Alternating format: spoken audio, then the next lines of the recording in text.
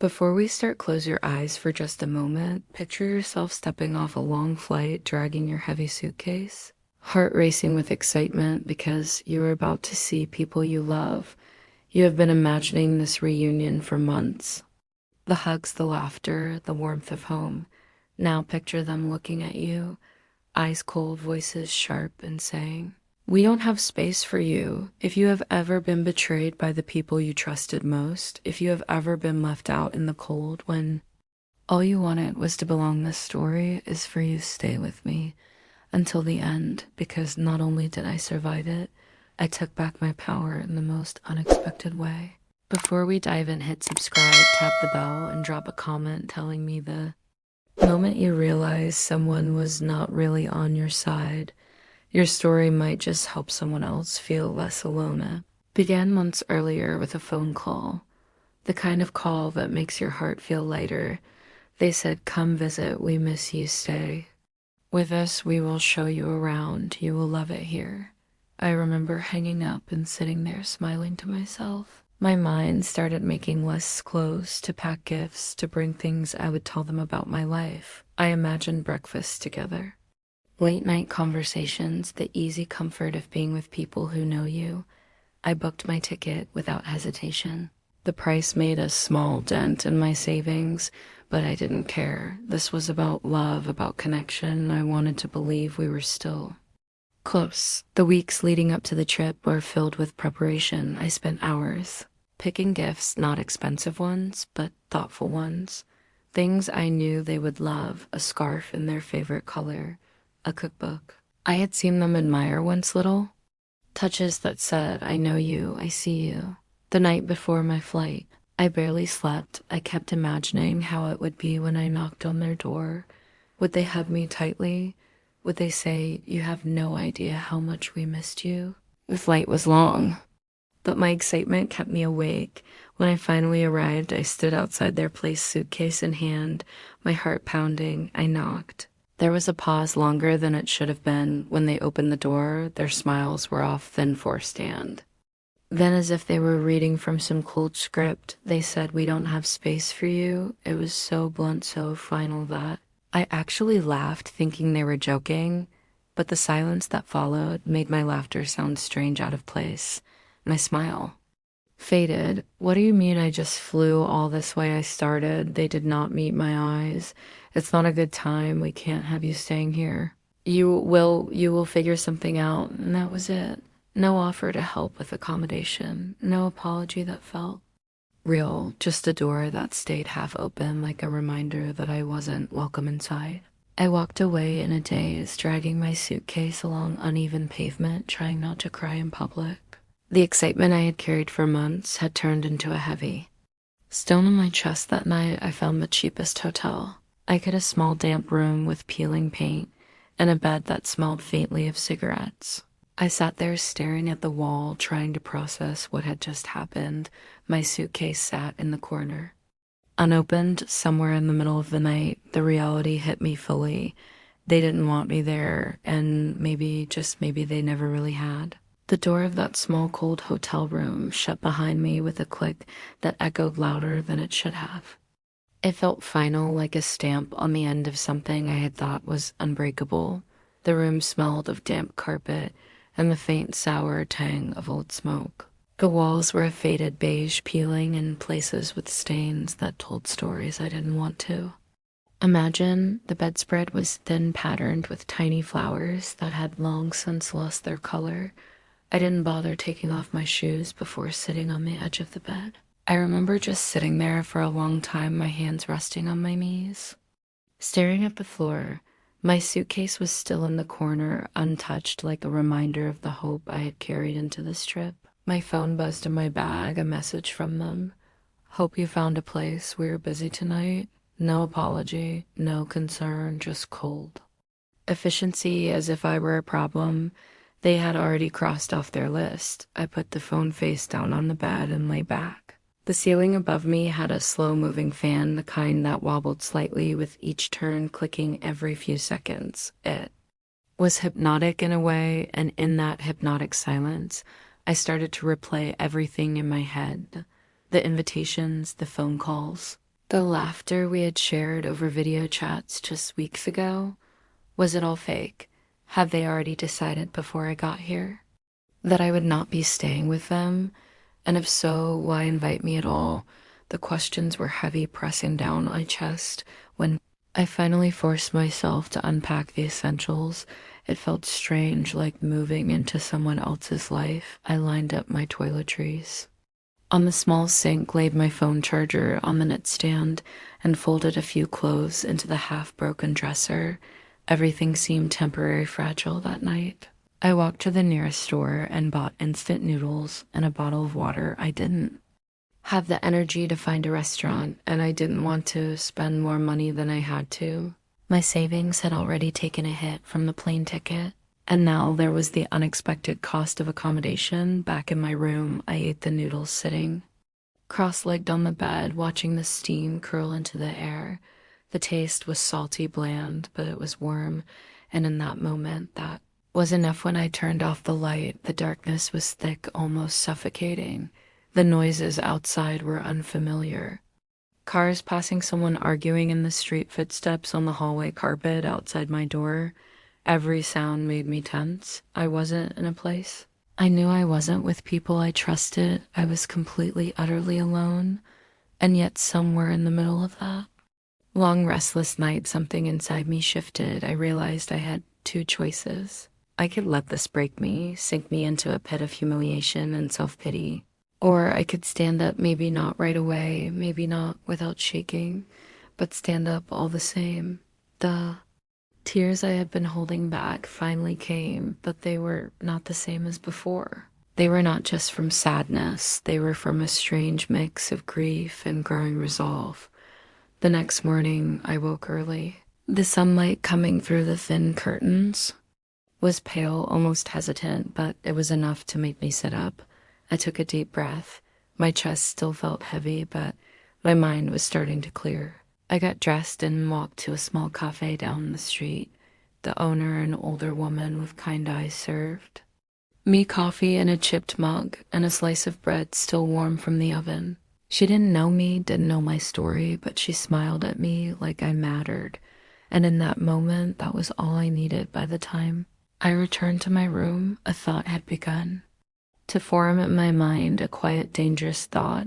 They had cast me aside like I was nothing, but they had no idea what I was capable of. And maybe, just maybe, it was time to remind them. By the third day in that little hotel room, the ache in my chest had settled into something quieter, heavier, and sharper. The humiliation had done its damage. I had replayed the scene at their doorstep 100 times. The forced smile, the stiff body language, the dismissive tone. But something was different now. I wasn't crying anymore. I wasn't even sad in the same way I was thinking. It is strange, the things you remember when you were hurt. In my case, I started remembering the ways I had helped them over the years. Late night phone calls when they needed advice wiring. Money when they said they were short just until payday. And then there was the big one, the thing they probably had not thought about in years. I was the one who had helped them set up their finances. At the time, it had been an act of love. I had the experience they didn't, and I had been happy to help. We sat together at a kitchen table one rainy afternoon, filling out forms, making calls, setting up accounts. I had even offered to be an emergency contact for certain services just in case. It had been so long that I had forgotten, but they had not removed me from those details. And now that meant I still had access. The thought hit me like a small spark in a dark room. At first, I pushed it aside. I told myself, no, that is petty. That is not who you are. But then the memories kept coming back of how they had smiled when they needed something from me. How they had used my kindness like a resource they could tap into until I became inconvenient petty. No, this wasn't petty. This was balance. That afternoon, I walked into a small cafe with free Wi-Fi, ordered the cheapest coffee they had, and opened my laptop. My fingers hovered over the keyboard for a moment. I could feel my heart beating faster. The rational part of me whispered, this is going too far, But the other part of me, the part that had dragged a suitcase down the street with tears burning in my eyes, the part that had been told I was not welcome after flying halfway across the world, was louder. I logged in, the screen lit up with their account information. I could see their recent transactions, dinners out, hotel stays, shopping sprees. They were enjoying themselves, living the trip they had planned well. I ate instant noodles in a room that smelled like mildew. The anger came. Rushing back, I didn't need to do much, just a few clicks, a short verification call. My voice calm and polite as I confirmed my identity. I knew exactly what to say because I had been the one to set it all up in the first place. And then it was done. Their credit cards were frozen. Not canceled. I wasn't reckless. But locked down, unavailable, useless until further notice. I leaned back in my chair and took a slow sip of my coffee. The bitterness on my tongue felt oddly satisfying. I imagined the scene. They'd be standing at some checkout counter, maybe buying something expensive they didn't really need. The cashier would swipe the card, declined. They'd try again, declined. Maybe they'd switch to another card, also declined. Would they laugh it off at first, pretend it was just a mistake? Would they feel the flush of embarrassment when it happened again? Would they think of me? I didn't know, and in that moment, I didn't care. As I walked back to my hotel, I felt lighter than I had in days. Not happy, exactly, but in control. For the first time since arriving, I wasn't the one feeling powerless. That night, I ordered myself a real dinner from a nearby restaurant, nothing extravagant, just something warm and fresh, with a dessert I didn't need but wanted anyway. I ate slowly, savoring every bite. My phone lit up midway through the meal. Their name on the screen, I let it ring. It rang again and again. Then came the messages. Hey, is something wrong with the cards? They're not working. Can you check? This is serious. We need to fix this now. I didn't reply. My silence was its own message.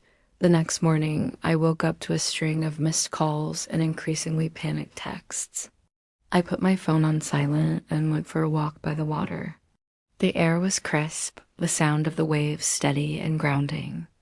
For the first time in days, I felt steady. This wasn't just about the cards. It was about reminding myself and them that I wasn't someone to be discarded without consequence. They had made me feel small, unwanted, powerless. Now they knew exactly how that felt. The first time I let their call go to voicemail, I felt a sting of guilt. Old habits die hard.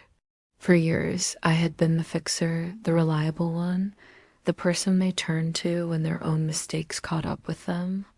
But this time was different. This time, I wasn't their lifeline. I was the one who had quietly cut the rope. Their messages came faster that night. At first polite, hey, we think something's wrong with the card. Can you check? Then more urgent. It's not working anywhere. We need this fixed ASAP. Finally, the panic started to bleed through. This is serious. We're stranded here. I set the phone down on the nightstand, face down, and poured myself a glass of water. For once, I wasn't the one pacing with worry. They were. The irony wasn't lost on me. Just days before, I had been dragging my suitcase through strange streets, feeling small, disposable, cast aside like an afterthought. Now, they were the ones scrambling, clutching at the air for something solid. I didn't respond. The next morning, I went about my day deliberately, almost ritualistically. I bought coffee, warm and rich, and lingered at the cafe window while the city woke around me. I wrote in my notebook. I even smiled at the little girl who pressed her nose against the glass from the sidewalk, giggling before her mother pulled her away. Meanwhile, my phone buzzed again and again. I could imagine the scene, them at a hotel counter, voices strained, fumbling for explanations while the clerk waited, unimpressed. I pictured them at restaurants, meals already ordered, feeling Their stomachs twist as the word declined flashed across the register. And beneath the images, a slow realization seeped in. For once, I wasn't at their mercy. They were at mine. That night, their calls came late.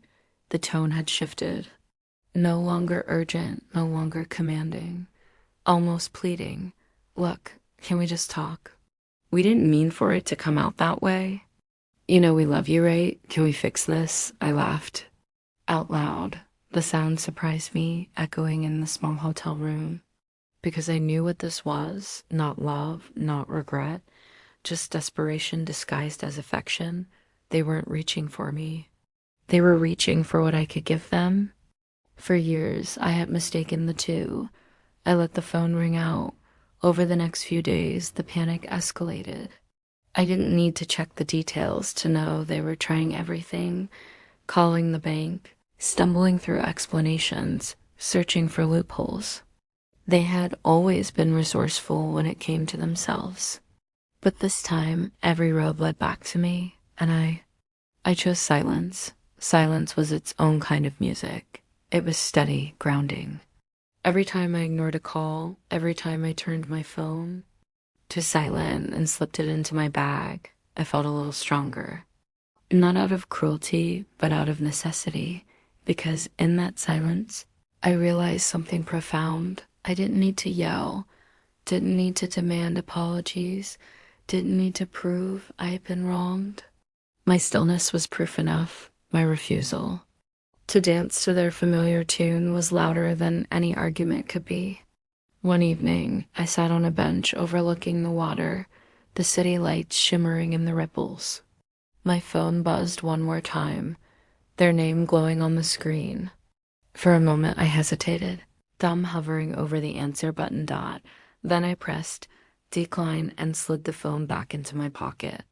As the waves lapped against the shore, I felt a strange, powerful calm. I wasn't just reacting anymore. I was choosing Dot, and that choice, that quiet, deliberate choice, was the real revenge. The thing about revenge is it's loud at first. It rushes through you like a drumbeat, demanding your attention. Every time I pictured their awkward explanations to strangers, every time I imagined their cards getting declined, it gave me a little jolt of satisfaction, but that satisfaction fades. And when it did, I was left with something much more valuable. Peace. For the first time since stepping off that plane, I woke up without dread in my chest. There were no more restless nights staring at the ceiling fan, no more tears burning behind my eyes. The silence from their side wasn't a hole anymore. It was space. Space I could fill with things that mattered to me. I decided to spend the day exploring without a plan. I walked out of my hotel with only my camera and a small notebook in my bag. The air was cool and clean, the streets lined with buildings that had stories older than I could imagine. I ducked into narrow alleyways where a little shop sold handmade scarves and pottery. I bought a cup of roasted chestnuts from a vendor, their warmth seeping into my hands. I started noticing things I had been too distracted to see before. The way the light bounced off old stone walls, the sound of a street musician playing violin outside a bakery, the laughter of children chasing pigeons in the square.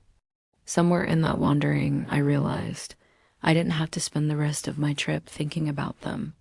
I didn't owe them my thoughts any more than I owed them my kindness dot at lunch. I found a tiny restaurant with only 5 tables. The owner, a man with kind eyes and an easy smile, served me grilled fish with lemon and fresh herbs. When I told him it was delicious, he beamed like I had just handed him a gift. It reminded me that there were still good people in the world, people who didn't take advantage of others, who didn't see kindness as a weakness. After lunch, I sat by the water, pulling out my notebook. I wrote without stopping, not about them, but about me.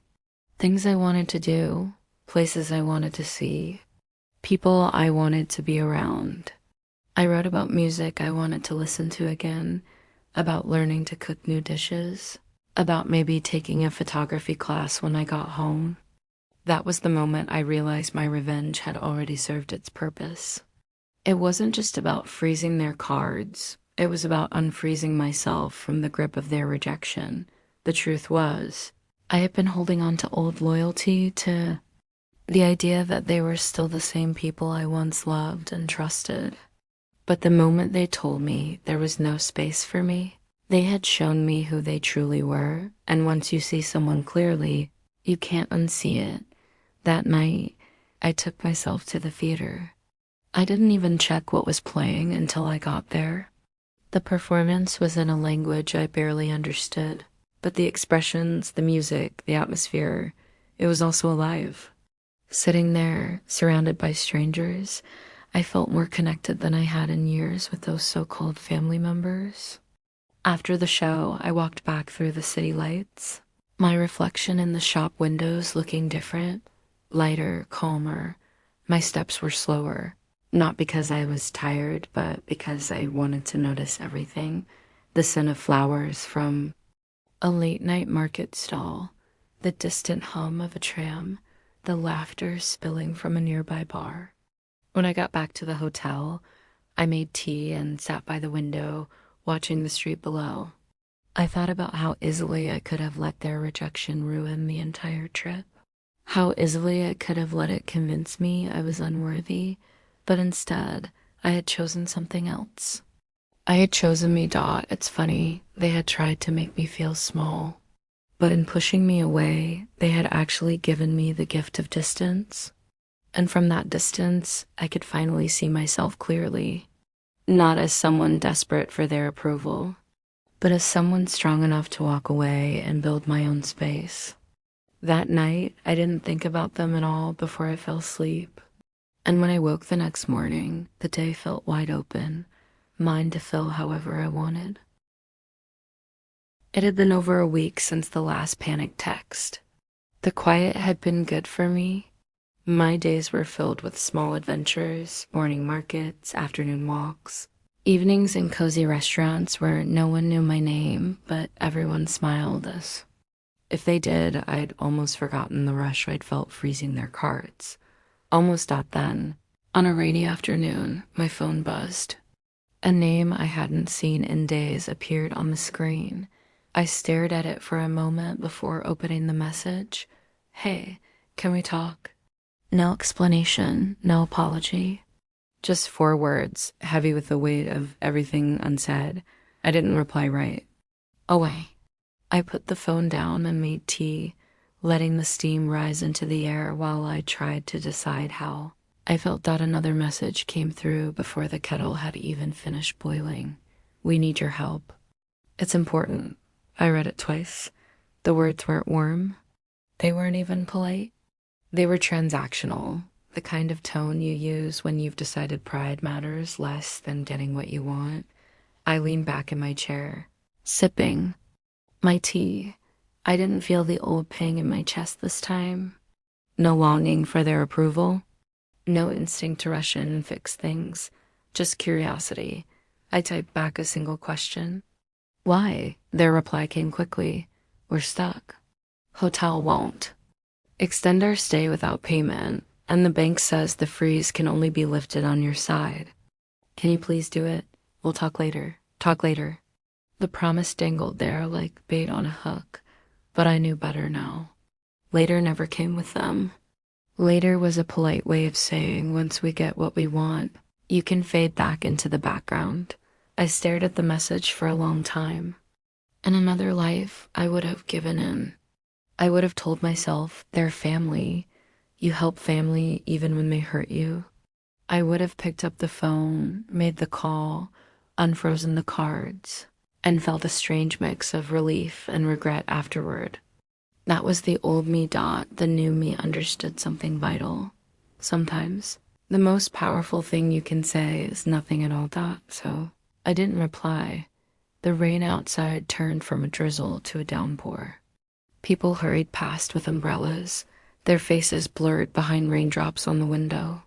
The world kept moving, and I sat there, still uncertain. Another message came. Please. This isn't funny anymore. We're in trouble here.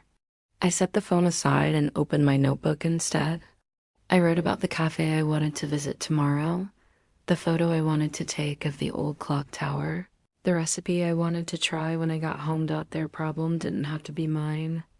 Not anymore. By evening, the messages had stopped again. I imagined them scrambling, calling the bank, trying to explain their way out of the mess, finding some other lifeline to grab. For the first time, I didn't picture it with satisfaction or anger. I just pictured it as something happening far away, in a place I no longer lived. That night, I walked along the waterfront. The air smelled of rain and sea salt.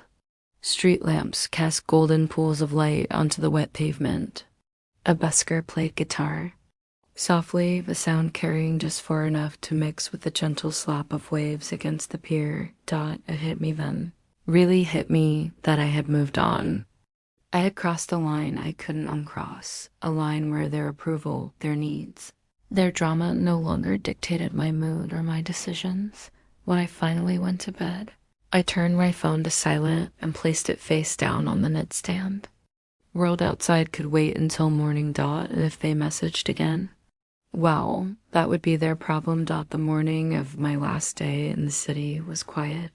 The streets outside my hotel window were still damp from the night's rain, and the air carried that fresh, almost sweet scent you only get after a storm. I sat on the edge of my bed, my suitcase open beside me. Packing felt different this time. I wasn't rushing. I wasn't trying to keep myself busy so I wouldn't think about them. Instead, I folded my clothes neatly, tucking small souvenirs between layers. A scarf from the market, a book from that little shop in the alley, a handful of postcards I hadn't decided whether to send or keep. There was a time, not that long ago, when I would have left this place with a heavy heart, replaying all the ways things had gone wrong. But now I was leaving with something better. A piece of myself I didn't even realize I had lost until I found it again here. Alone. I decided to spend my last few hours wandering one final time. No destination. Just me in the city. The sun had come out, breaking through the clouds in soft golden patches. I walked past the bakery where the owner had once slipped me an extra roll, just because. Past the cafe with the chipped mugs and the kind-eyed barista. Past the small square where children chased pigeons while their parents sipped coffee at sidewalk tables. Each place felt like a little stitch in the fabric of this trip. The trip I had made my own, despite everything. At one point, I stopped by the waterfront. The water shimmered in the sunlight, small waves catching the light like moving glass. I leaned against the railing, closed my eyes, and just listened to the waves, the distant hum of traffic. The faint laughter of strangers behind me. This was the sound of freedom. Not the kind you win in a loud, dramatic battle, but the quiet kind that comes when you realize you no longer need someone's permission to feel whole. I checked my phone once, more out of habit than curiosity. No new messages from them. Part of me wondered if they'd given up completely, or if they were just waiting for me to make the first move. Either way, it didn't matter. My story wasn't about them anymore. Around midday, I treated myself to lunch at the nicest restaurant I'd visited during my stay. I ordered my favorite meal, paired it with a glass of wine, and let myself linger over every bite. I didn't check the time. I didn't rush. When the bill came, I paid without hesitation, sliding my card into the leather folder and feeling that same small, satisfying click of control as the payment went through. Back at the hotel, I zipped my suitcase and took one last look around the room. The peeling wallpaper and creaky bed no longer felt like symbols of rejection. They felt like proof that I could land anywhere and still find a way to stand. The taxi ride to the airport was smooth. As the city rolled past the window, I caught glimpses of places I hadn't had time to explore. Instead of regret, I felt a spark, a promise to myself that I'd come back someday, not because I needed to prove anything to anyone, but because I wanted to. At the airport, I move through security and into the gate area. The boarding call came over the speakers, and I joined the line. My boarding pass in hand. Just before stepping onto the plane, I glanced at my phone one last time. Still no new messages from them. I smiled because here's the thing. I didn't need their apology. I didn't need closure from them. The closure had been mine to give myself all along. If you've ever been told you're not welcome, if you've ever been made to feel small by the people you trusted most, I want you to hear this. You don't have to stay in that place. You don't have to wait for them to change their mind, to give you the love or respect you deserve. You can take your story back. You can make your own space. And sometimes the sweetest revenge isn't about what you take from them. It's about what you give back to yourself. If you've ever turned pain into power, drop your story in the comments below. Hit subscribe, tap the bell icon, and share this with someone who needs to be reminded of their own strength. Because your story matters, and here, you'll never be told there's no space for you.